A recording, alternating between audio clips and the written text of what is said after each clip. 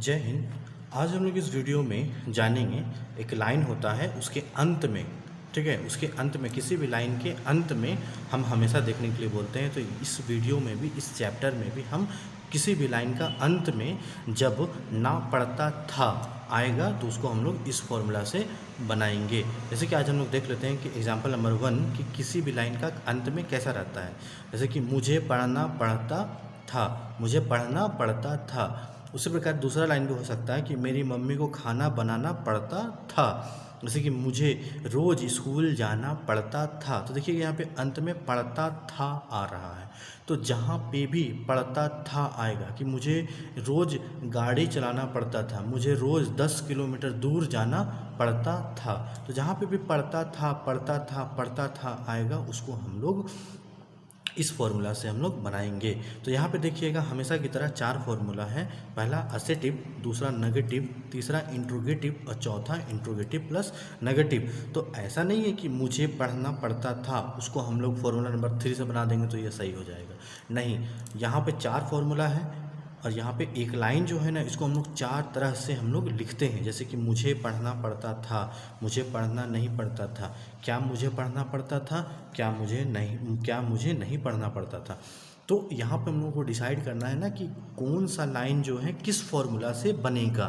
तो यहाँ पे अब हम उसका ही इंडिकेशन बता दे रहे हैं कि जैसे कि मुझे पढ़ना पड़ता था, तो यहाँ पे आप ध्यान दे करके देखिए कहीं पे भी क्या या फिर नहीं दोनों में से किसी का उपयोग हुआ है यहाँ पे, तो नहीं हुआ है।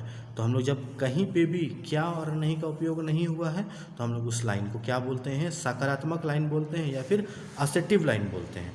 जब यहाँ पे सकारात्मक लाइन हो गया, असेटिव लाइन हो गया तो उसको फॉर्मूला नंबर 1 से हम लोग क्लियर करेंगे। दैट मीन्स इस फॉर्मूला से क्लियर करेंगे, ठीक है।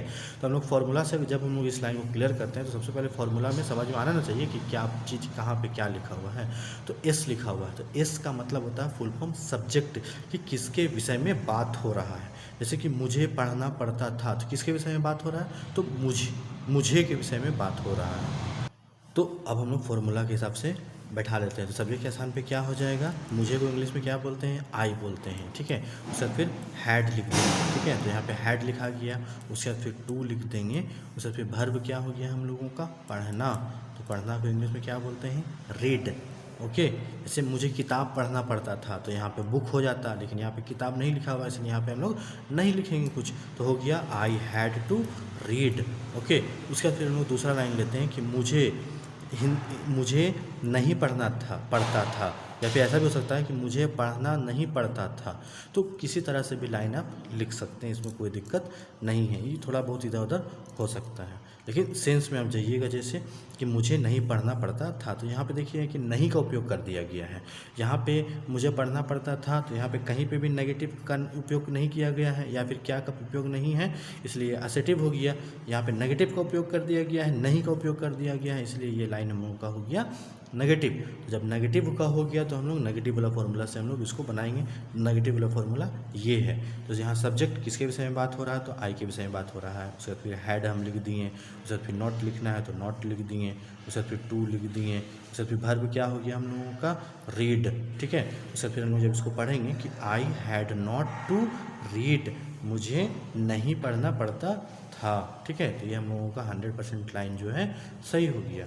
तीसरा, क्या मुझे पढ़ना पड़ता था, क्या सोहन को स्कूल जाना पड़ता था, क्या मुझे रोज़ सोना पड़ता था, क्या मुझे रोज़ 10 बजे उठना पड़ता था। इस तरह का जितना भी मन में लाइन बने, अच्छा लगे नहीं लगे, लेकिन आप ईजिली आप बना सकते थे, ठीक है, बना सकते हैं। तो यहाँ पे हो जाएगा कि क्या मुझे पढ़ना पड़ता था, तो यहाँ देखिएगा कि क्या का प्रयोग शुरुआत में ही कर दिया गया है।